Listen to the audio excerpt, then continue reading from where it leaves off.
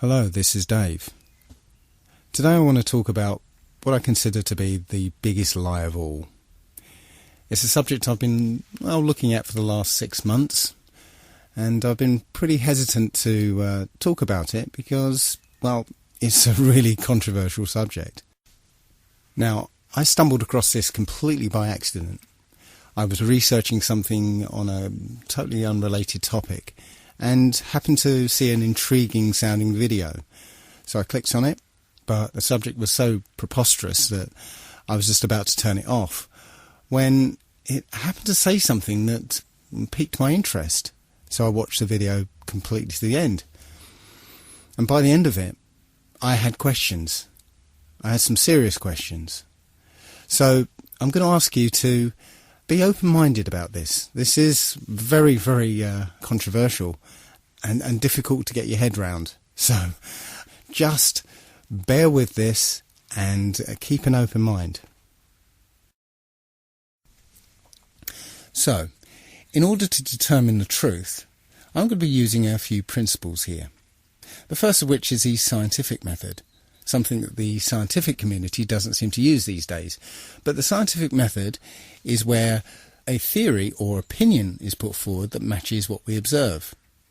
But if something comes along that contradicts those observations, then the theory must be discarded. The second principle is Occam's razor. That's quite simply, the simplest explanation tends to be the truth. The third principle I'm going to be using is from Sherlock Holmes.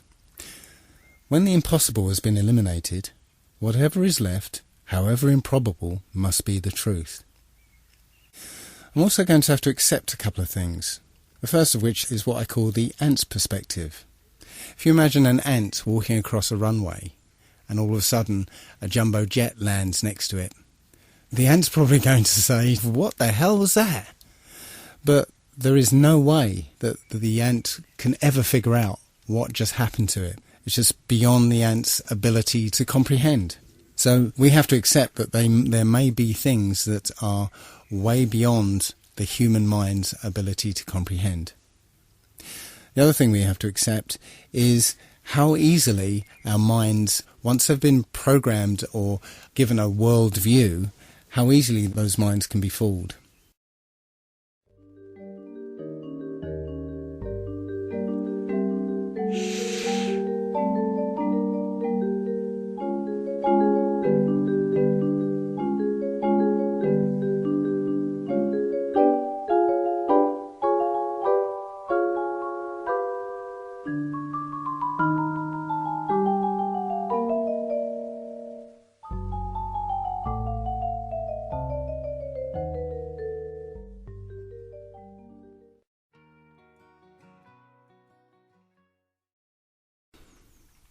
You started watching that video with a certain worldview.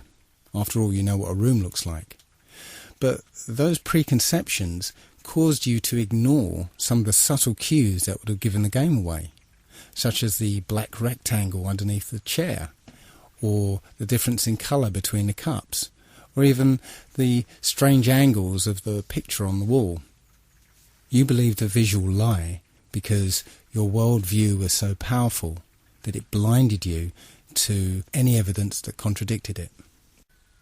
The other thing I'd like to mention at this point is how easily we can be fooled by two-dimensional imagery. We've been trained and conditioned to suspend disbelief when we see certain two-dimensional imagery, such as photographs. A photograph is not reality. It's a photograph. And photographs can be altered and manipulated. Video is not reality. And here's some examples of that.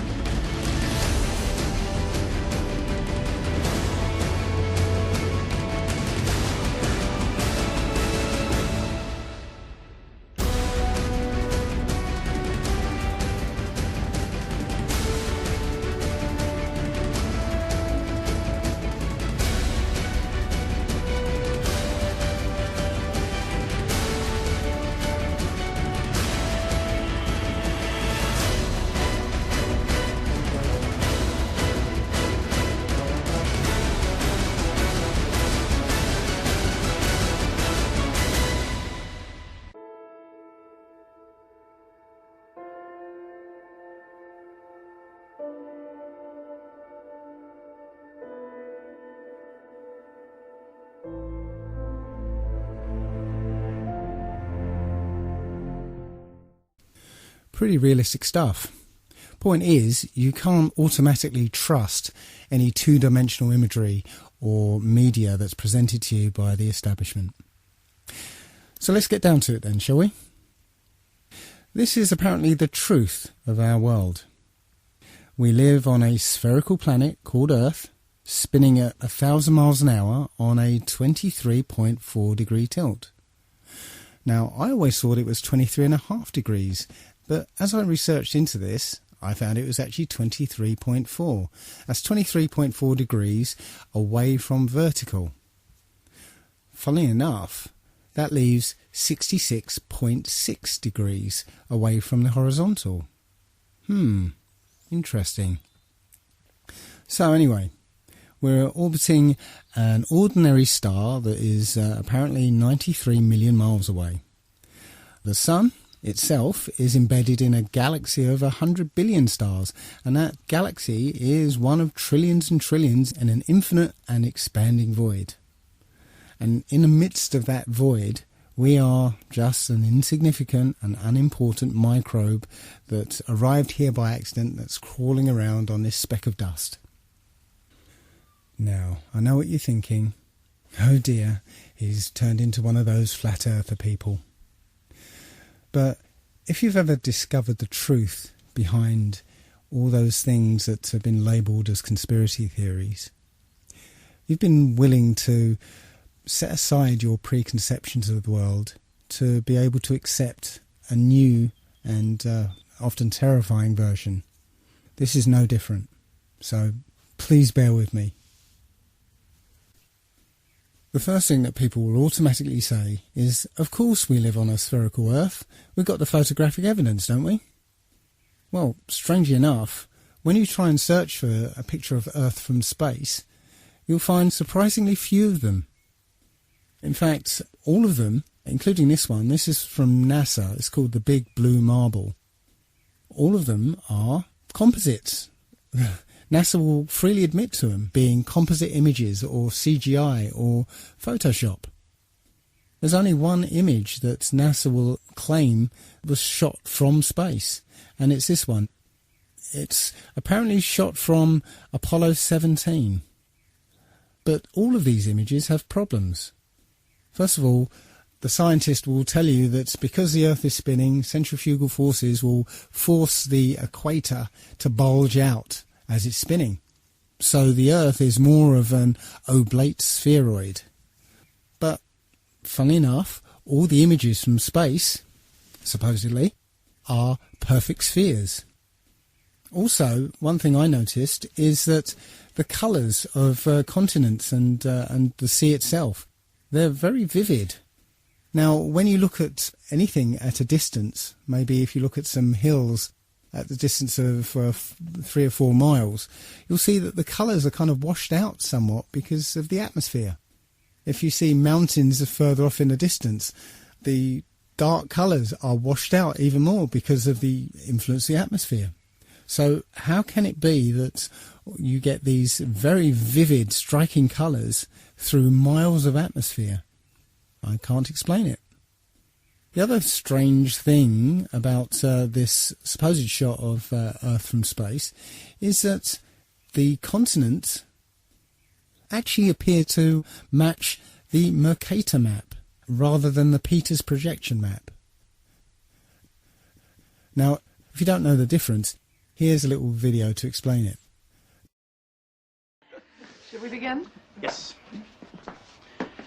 Plain and simple, we'd like President Bartlett to aggressively support legislation that would make it mandatory for every public school in America to teach geography using the Peters projection map instead of the traditional Mercator. Give me $200 and it's done. Really? No. Why are we changing maps? Because, CJ, the Mercator projection has fostered European imperialist attitudes for centuries and created an ethnic bias against the Third World. Really? The German cartographer, Mercator, originally designed this map in 1569 as a navigational tool for European sailors. The map enlarges areas at the poles to create straight lines of constant bearing or geographic direction. So it makes it easier to cross an ocean. But Yes. it distorts the relative size of nations and continents. Are you saying the map is wrong? Oh dear, yes. Look at Greenland. Okay. Now look at Africa. Okay. The two land masses appear to be roughly the same size. Yes. Would it blow your mind if I told you that Africa is in reality 14 times larger? Yes? Here we have Europe, drawn considerably larger than South America. When it's 6.9 million square miles, South America is almost double the size of Europe's 3.8 million. Alaska appears 3 times as large as Mexico, when Mexico is larger by 0.1 million square miles. Germany appears in the middle of the map when it's in the northernmost quarter of the Earth. Wait. Relative size is one thing, but you're telling me that Germany isn't where we think it is? Nothing's where you think it is. Where is it? I'm glad you asked. The Peters projection. It has fidelity of axis. Fidelity of position. East-west lines are parallel and intersect north-south axes at right angles.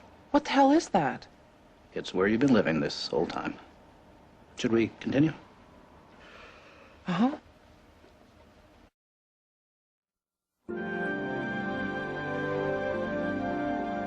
So, you're probably wondering what all of this has to do with social equality. No, I'm wondering where France really is. Guys, we want to thank you very much for coming in. Hang on. We're going to finish this. Okay. What do maps have to do with social equality, you ask? She asked. Salvatore Natoli of the National Council for Social Studies argues, in our society, we unconsciously equate size with importance and even power.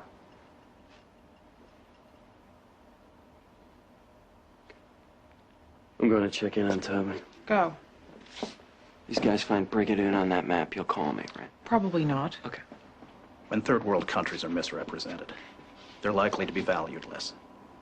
When Mercator maps exaggerate the importance of Western civilization, when the top of the map is given to the Northern Hemisphere and the bottom is given to the Southern, then people will tend to adopt top and bottom attitudes. But wait, where else could you put the Northern Hemisphere but on the top? On the bottom. How? Like this.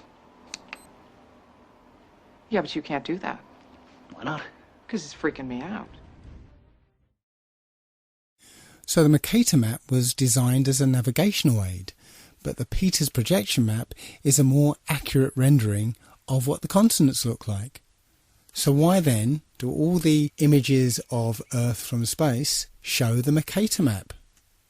I guess that's because that's what we're used to. Even the one image that is claimed to be an actual photograph of Earth from space is called into question, simply because of a film that was released accidentally by NASA of Apollo 11 faking the very first picture of Earth from space. So let's have a look at that video. An old reel received by mistake. It contains the raw or unedited footage of the crew of Apollo 11, Michael Collins, Edwin Aldrin Jr. and Neil Armstrong, staging part of their mission for nearly an hour in living color, with exceptionally clear behind-the-scenes audio of conversations discussing the techniques used to achieve a disingenuous picture depicting the Earth at a distance, in order to falsely demonstrate their far journey from it and their ability to survive passing through the Van Allen radiation belts. It cannot be misconstrued that this staging was done for some other reason, for the reel itself is slated and dated July 18th, 19th and 20th, 1969, the very days of the mission when they were said to be approaching and achieving lunar orbit. Understand, too, that only about 20 seconds of this raw footage was ever broadcast to the public, and these conversations discussing their deception were believed to be private. Until now. Here they discuss that these television transmissions were in fact not broadcast live as everyone believed. They were first screened and edited for playback later. Roger, Neil. We just wanted a narrative such that we can, when we get to playback, we can sort of correlate what we're so much. Here they discuss the fact that they have turned out the lights and have blocked out sunlight from entering the spacecraft through the other windows, as to not cause any reflected light to fall onto the spacecraft's wall in the foreground. Okay, very good. Well, we shut out the sun coming in some of the other windows into the spacecraft, so it's looking through a the number one window, and there isn't any reflected light. The reason this was done is so that the truth of the matter would not be revealed. It is this. Though the federal government would have you believe that this is a view of Earth from a distance out of the spacecraft's window as it nears the moon, it is not. What they have ingeniously done is placed the camera at the back of the spacecraft and centered the lens on a circular window in the foreground, outside of which it is completely filled with the Earth in low orbit.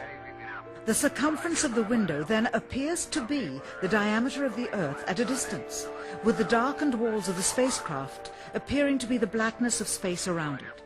That is why they wanted the interior dark and blocked out the sun from any other windows. Here you can see the extruded window, probably 2 inches thick at the bottom. This is because the Earth's shine is coming in at a downward angle.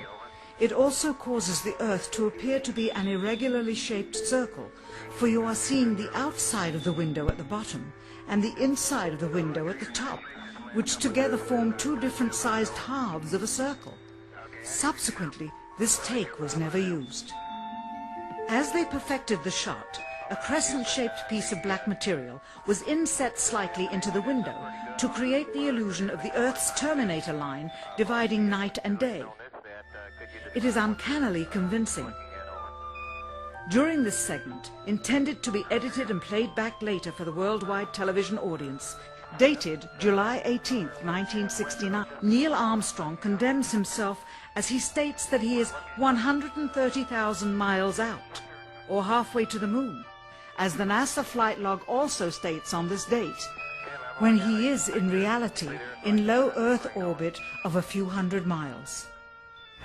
Roger, Houston, Apollo 11. Calling in from about 130,000 miles out. Here, during another segment, also intended to air after review, Neil Armstrong falsely explains to the viewers how the shot is attained by putting the camera's lens to the window's glass, as it would have to be if they were the claimed distance away from the Earth. We only have one window that has a view of the Earth, and it's filled up with the TV camera. If the window was completely filled up with a TV camera, as he stated, then an astronaut's arm would not be able to get between the camera and the window, as it obviously does here in this outtake. South America becomes invisible just off beyond the Terminator or inside the shadow. You can also notice how the astronaut operating the camera reacted to the mistake by attempting to pan away from it. Blue cast. See white bands of major cloud formations across the Earth. And This is a segment that they believed wasn't even being recorded, much less suitable for broadcast, for the lens was being zoomed out and the scene was being changed to that of an interior of the astronauts at work, and apparently the stop button popped back up on the recorder without notice. Here is the diffused work light that they used to see camera controls, but not throw light onto the spacecraft's wall. Here they remove part of the crescent insert.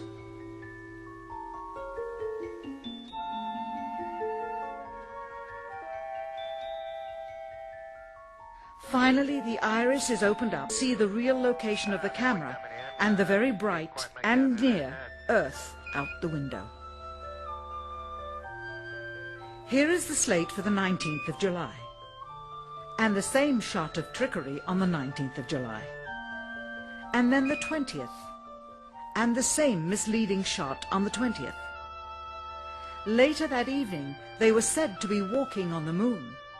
How can this be when they were in Earth orbit only 9 hours earlier, and the moon is some 3 days' journey?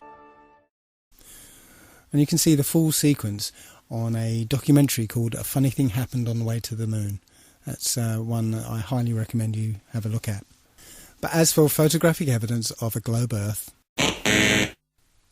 nope, it doesn't exist. Now let's take a look at Earth's supposed curvature. Many people point to Felix Baumgartner's recent record-breaking freefall jump and point to this picture in particular. It clearly shows a curvature of the Earth, but let's take a closer look at it. Well, it's quite obvious that a fisheye lens is used here. If you look at the shape of the capsule itself, those are usually built with fairly straight lines, and you can see the lines are very curved on the edge of this capsule. He took off from New Mexico, and the surface of the Earth looks like, well, it's one big large landmass, and that's New Mexico. I didn't realise that New Mexico took up so much of the Earth. It's clearly a fisheye lens. We know intuitively, if we stand on a beach with a panoramic view, that the sea is flat. It's flat at sea level, it's flat from the top of Mount Everest, it's flat from over 20 miles high.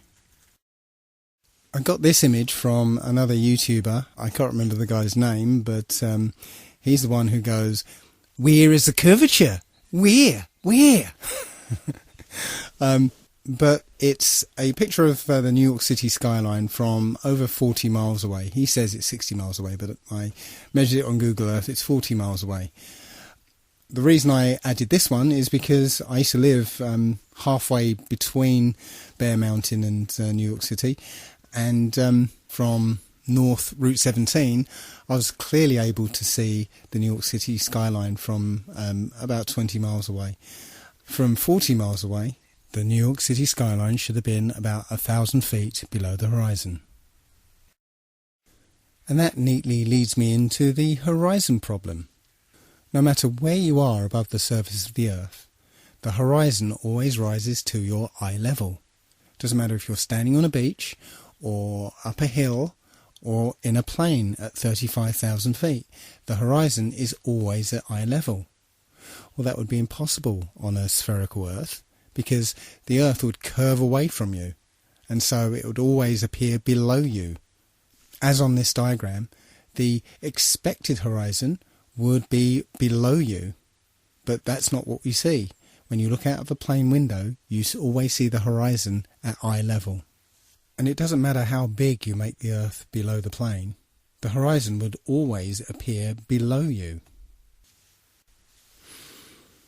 In 240 BC, a Jesuit named Eratosthenes, my apologies to any ancient Greeks among you, he calculated the Earth's circumference. He did that by planting a stick in the ground at midday so that the sunlight, being directly overhead, would cast no shadow. Simultaneously, about 400 miles away, somebody else planted the stick in the same way and found that the sunlight cast a shadow.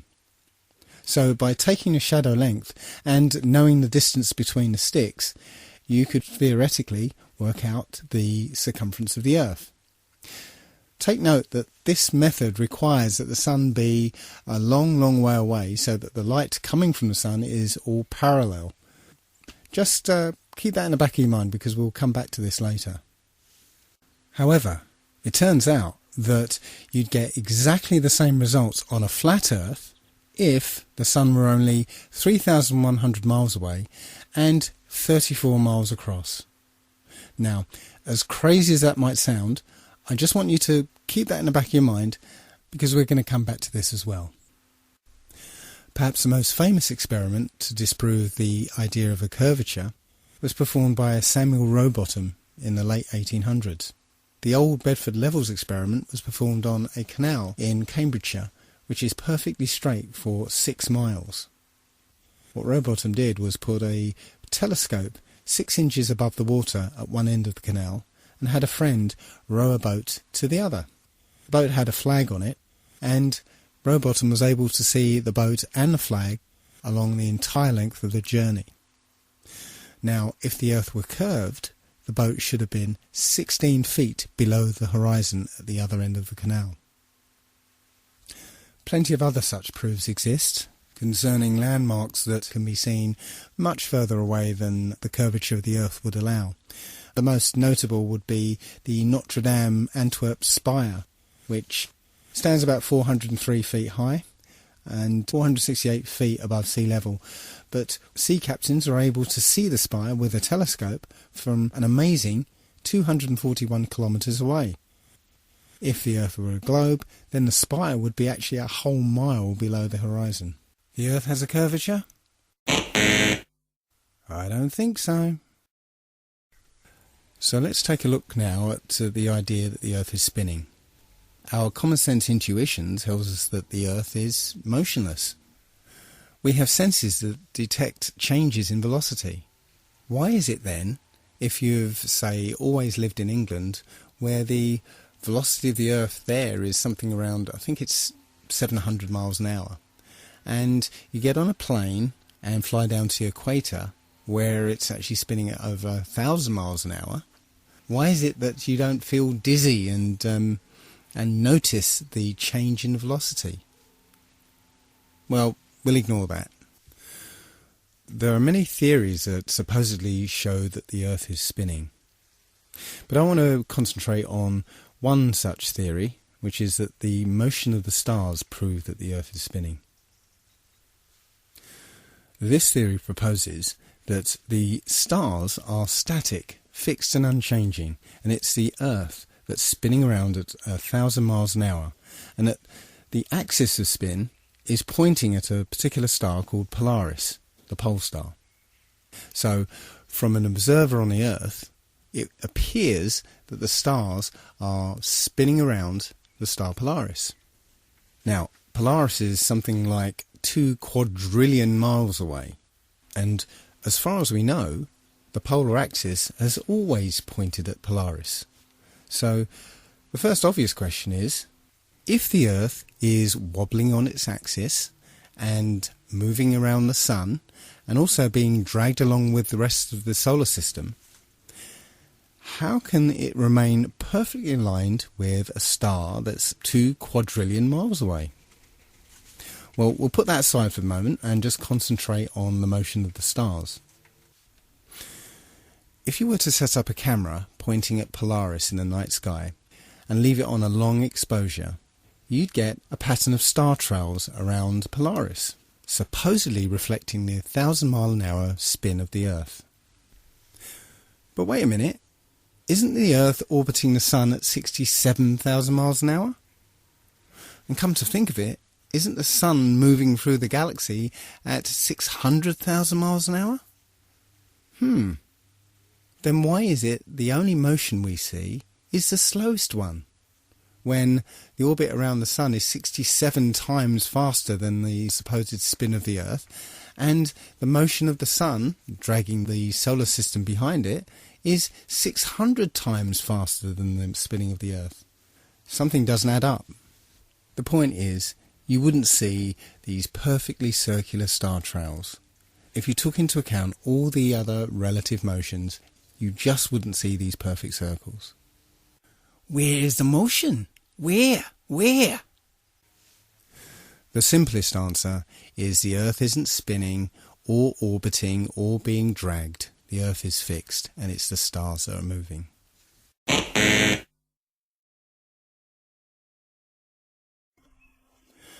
So now let's turn our attention to the Sun. What do you think is wrong with this picture? Any idea? Well, take a look at the angle of the rays. If the Sun was 93 million miles away, as I show in this diagram, well, actually I can't really show 93 million miles to scale here, because if it was, the Earth would be probably in the next town. Point is that at that kind of distance, all the light rays from the Sun would be parallel near enough. And, if you recall, Eratosthenes' calculation of the circumference of the Earth actually depends on the light being parallel from the Sun. So, when the light shines through broken cloud, it would hit the ground parallel rather than at this kind of angle. So, if you're able to measure the angle of the sun rays, you can basically, with a bit of simple geometry, figure out exactly how high the Sun is. And that turns out to be about 3,100 miles. And if you were going to try and hide this information, that the Sun is actually very close, perhaps you'd encode it in symbol. Does this look familiar? There are quite a few videos like this one, where people send up their video cameras on weather balloons. One thing to note is where you can see a hot spot on the clouds directly under the sun, like here. You see it? Directly under the sun is a hot spot. Now, that would be impossible if the sun was 93 million miles away. But also note how the sun appears to move with the Earth. As the camera rocks about, you'll see the sun moving around with the Earth. Now again, if the sun was 93 million miles away, you wouldn't see that. Just like if you were on a speeding train, the trees next to the track will whiz past you, but the mountains in the distance would, well, they'd hardly move.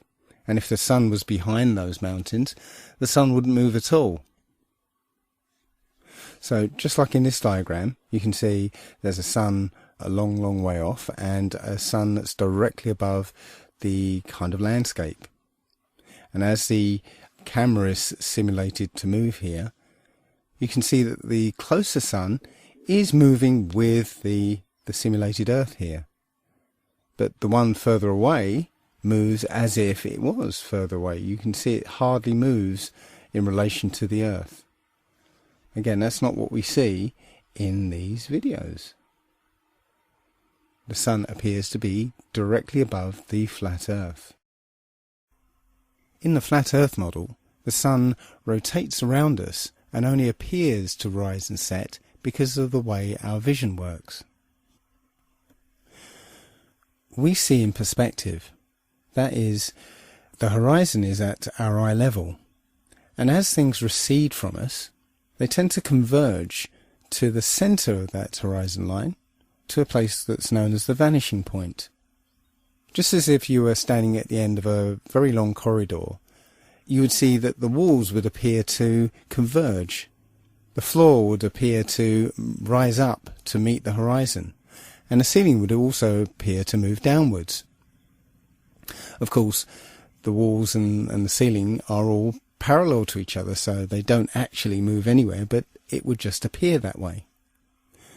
And anything that lies beyond the vanishing point is effectively invisible to us. It's beyond the limit of our vision. The clouds in this picture are all at the same height, but the further they are away from you, the lower down in the sky they appear to be. And similarly, the further away the cloud shadows are on the ground, the higher up they appear to be. Now, try and watch the following video without the preconception that the sun rises and sets, but rather moves closer to you and then moves further away.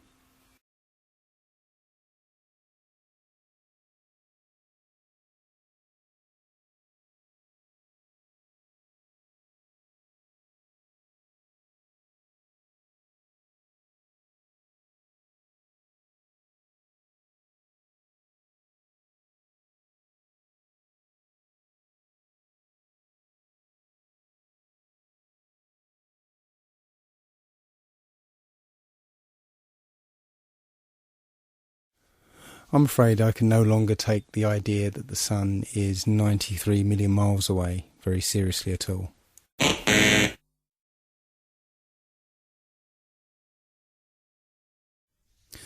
So now let's turn our attention to the moon. Many of us have seen the moon appear full at various times throughout the day, as in this picture. But how can that happen? If you're standing at point C, then it's the middle of the night. Full moon, no problem. And if you're standing at point A, it's early in the morning.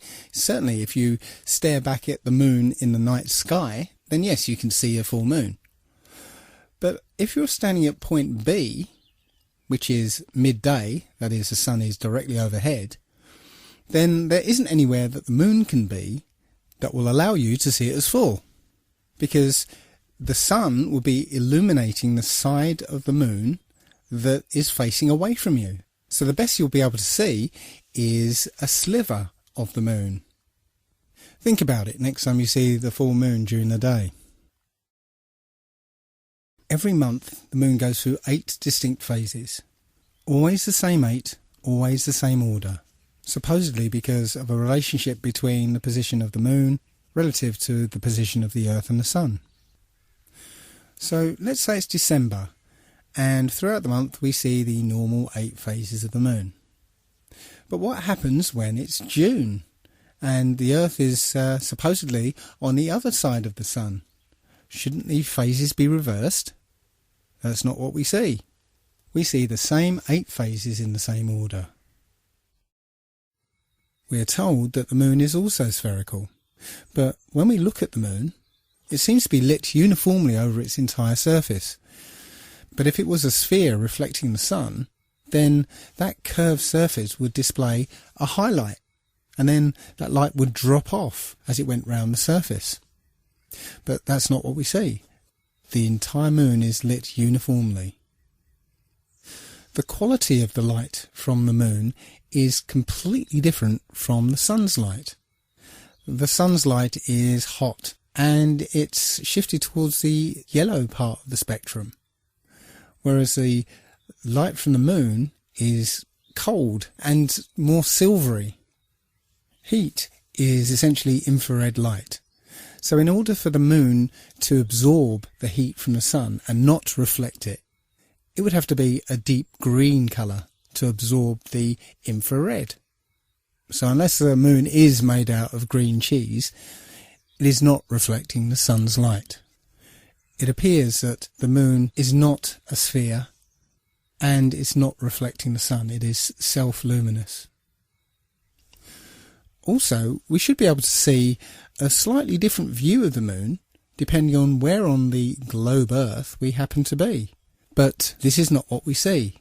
It doesn't matter where we are on Earth, we always seem to see the same view of the moon. Now, my friend Nolan pointed out that this is obviously a very exaggerated picture. The moon is supposedly 30 Earth diameters away from the Earth itself. But even so, that difference in position should give you a slight difference from point A to point B. But again, that's not what we see.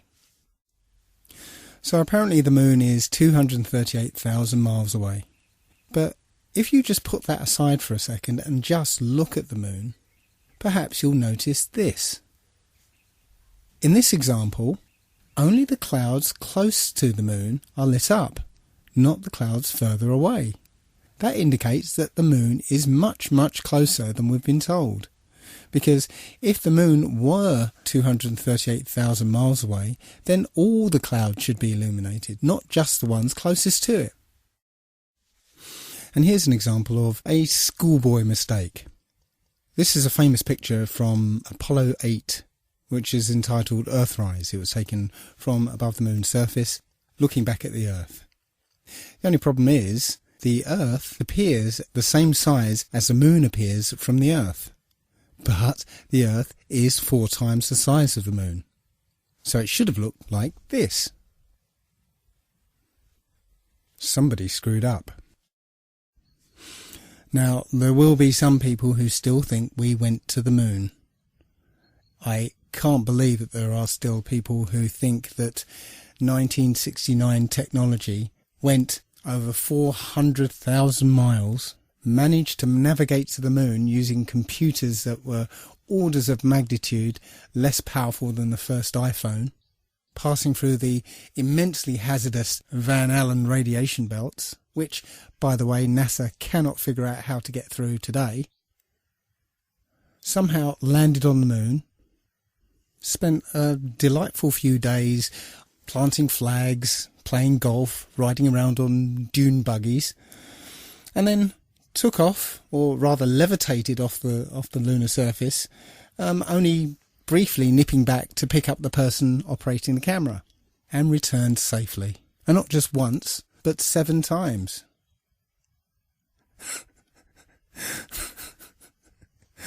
It's a fantasy. The whole thing is a fantasy. Everything you saw supposedly on the moon was in a soundstage using Stanley Kubrick's perfected front projection technology. And I'm not going to spend much time. There's plenty of evidence to show that it was completely faked. It was complete fantasy.